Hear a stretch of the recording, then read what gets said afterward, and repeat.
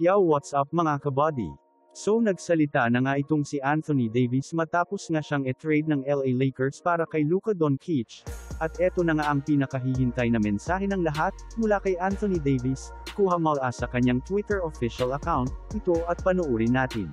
Max fans, your boy AD here. What's up, it's Max With Christie. Max. Yes, Hey sir. man, we excited to be a part of the organization, be a part of the team. We're gonna do something special with y'all, man.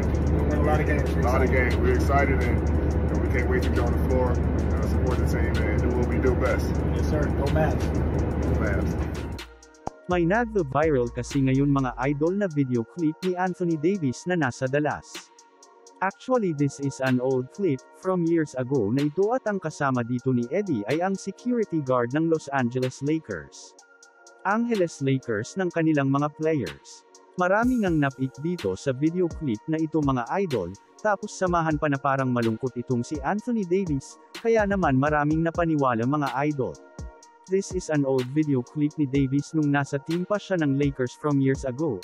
And actually itong si AD pati na nga rin etong si Max Christie ay hindi pa nga pupunta dito sa lugar ng Dallas. Wala pa sila sa Dallas at ang punta nga nila ay dito nga sa Philadelphia nang dahil may road game.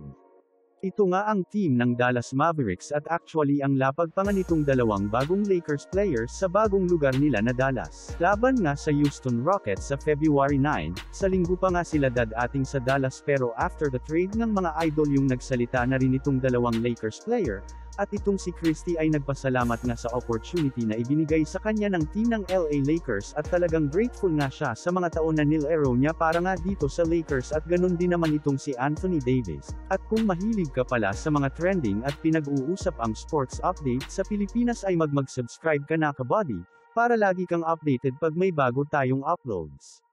Maraming salamat at mag-iingat tayong lahat.